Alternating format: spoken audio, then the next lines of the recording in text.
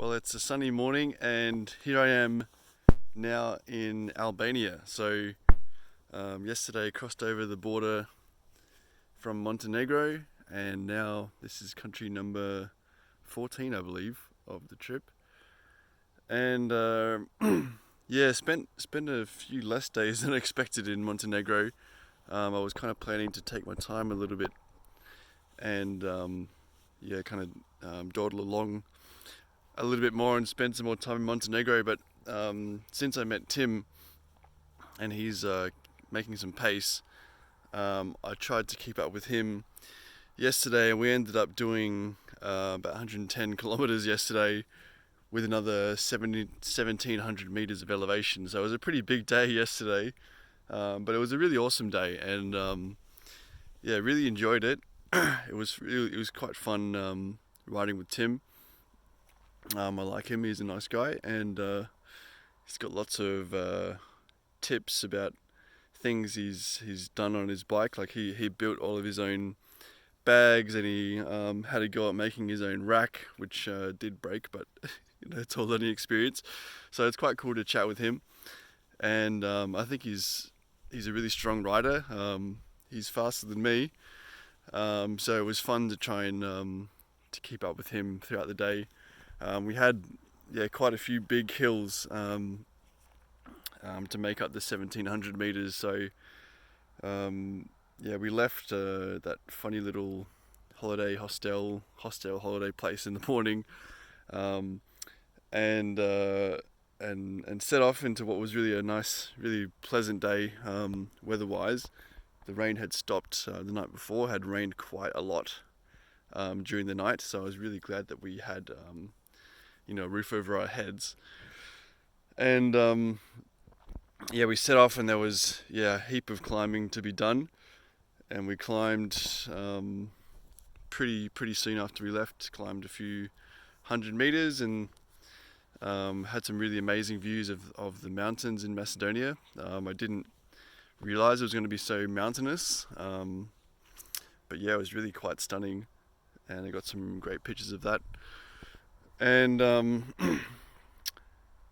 we were riding for a couple of hours, and we rode past this little stall on the street which said like free, or not free, but like selling like wine and cheese and honey and stuff. And as we were kind of thinking about maybe stopping, we heard this huge like booming voice coming from maybe 50 meters back on the little farm, calling us in. So we did end up going in, and we had a coffee, and we had a chat with this big Montenegrinese man and his wife, and we tasted some of their honey. They were trying pretty hard to sell it to us, but we weren't really interested in carrying it. So we just had a coffee, and I had a sandwich, which looked very different to what was pictured on the menu, but that's all right. It was really good, and interesting chatting with them. There was lots of like cute little kittens around, which seems to be a regular thing in Montenegro, and that was like a nice little boost. And then we descended down into a valley, which was just incredible. The landscapes was just so nice, and then it was time for a little resupply. We found a market, got some groceries. Was hoping to have lunch, but there wasn't really anywhere good, and I had just had the sandwich, so was able to keep going. And we did another massive climb, which took quite a while, and it was quite steep. But with Tim there to keep pace, we did it really quite quickly. And again at the top there was this just amazing view, and there was a few other people there, including a German couple with a Toyota like troop carrier, which is the second one I've seen in Montenegro, which is quite cool to see, because they're quite iconic Australian cars, made by Toyota though. And What else? Like, yeah, another descent and then another big climb, and this was probably the steepest one of the day to finish off the climbing. And we were climbing for a while and kind of like pep talking each other to keep going. And then about, you know, 3/4 of the way up, we actually encountered a family. So there was a dad pulling a carriage or a cart or a trolley, a trailer. Trailer is probably the right word. And he had two young kids in the trailer. He also had four panniers. His partner had another like four panniers with a pack rack, and then they had two kids also with panniers and front bags. So they're all carrying a lot of stuff. And yeah, they were up the mountain. When we eventually got to the top, I was stuffed. Tim beat me up by quite a bit, and eventually, yeah, one of the little kids was the next one to get to the top, followed by the dad, and then the kid and the mum. And yeah, we had a chat. They were from France, and they had spent the last 5 months traveling together, which is crazy. So they had four kids. And the kids, I think, are going to be very good cyclists because, yeah, the first one that got to the top of that hill, he didn't even stop. He just kept going, and he wanted to see what was around the next corner. He didn't even look tired. So, yeah, he put me to shame, that's for sure. But yeah, quite a nice family, and quite a cool thing to do. And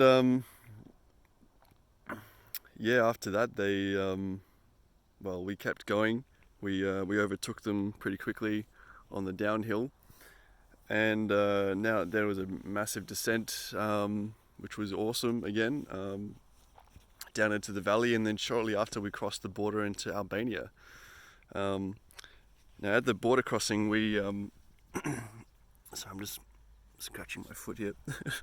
At the border crossing, we encountered another guy from Switzerland, who actually Tim had met before at the border crossing into Montenegro.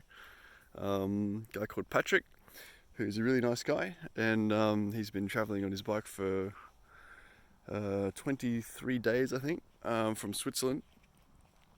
But he has done quite a bit of bike travel in the past, it seems. He's been to the North Cape and all that.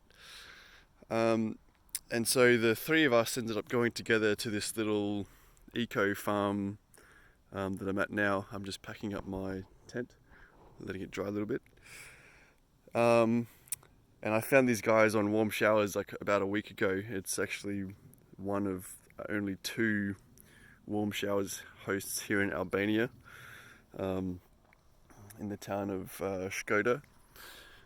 And it's a really cool place because it's kind of set up for bike travelers, and it's really cheap, and they have a cool like community kind of vibe going on. There's lots of animals. There's like almost like an infestation of cats.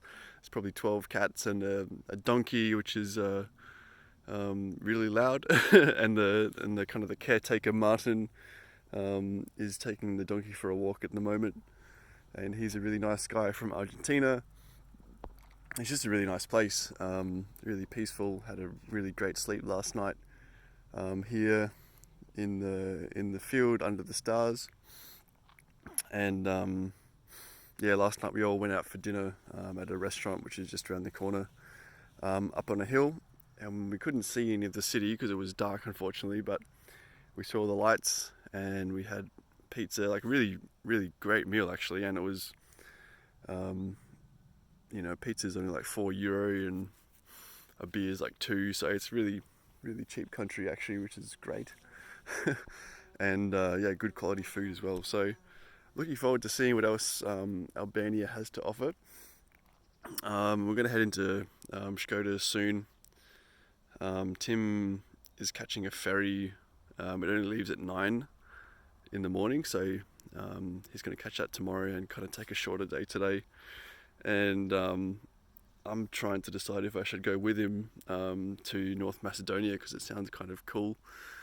And I don't really have a timeline now that I'm here in the Balkans, so yeah, just thinking about that, and then maybe I could ride from North Macedonia back to Albania over the next couple of days before heading back down into Greece.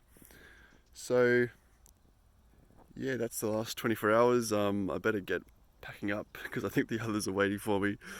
Um, but yeah, I'll leave it at that. It's been a good day yesterday, and hopefully today too.